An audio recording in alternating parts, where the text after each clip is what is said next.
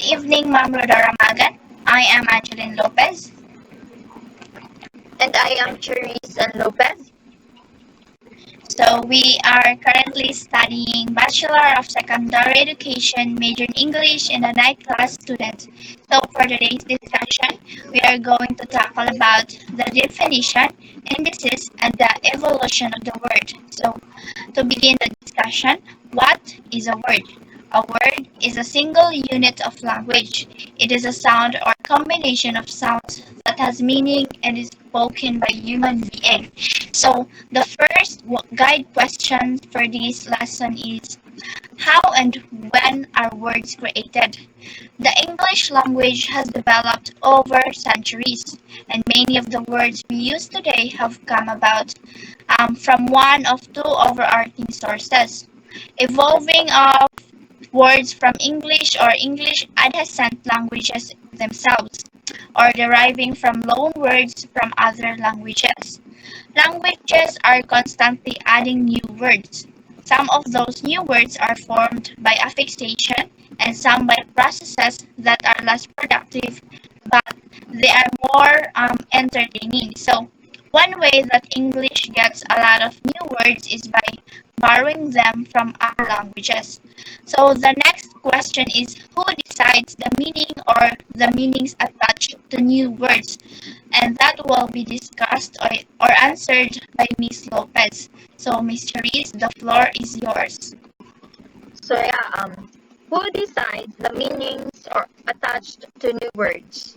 I believe the speaker decides the meanings that is attached to new words. But deciding its meaning also means to carefully monitor which words the speaker use most often and how they use them. Each word gets used from time to time. So when deciding what words to attach from another word, it also gets its meaning from invention, tradition, usage, agreement, sarcasm, and its definition. So the next question is what factors influence the meaning making process, which would be answered by Miss Angeline.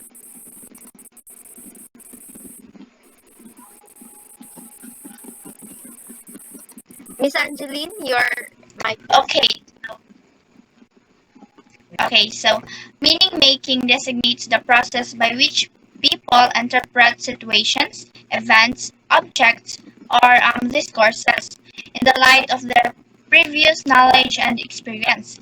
If everyday health issues are interpreted through one's global beliefs, religion is likely to affect the meaning making process in at least two ways.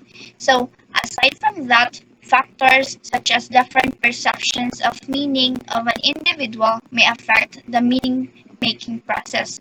So the next question, which is what factors, what is some word formation processes would be answered by Miss Therese Lopez. So yeah, um, but first let me answer what is word formation processes. So it is the new words that are produced either by modification of existing words or by complete innovation, which in turn become a part of language. So some of the word formation processes are first is compounding, which forms a word out of two or more root morphemes. So example of compounding word is a word mailman. So this word composed of free root male and a free root man.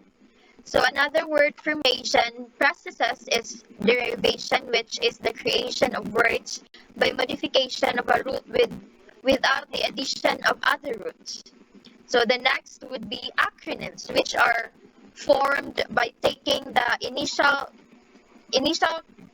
initial phrase or and making a word out of it. So example of acronym is um, the IMF, which means International Monetary Fund. So other word formation processes are affixation, blending, clipping, and etc.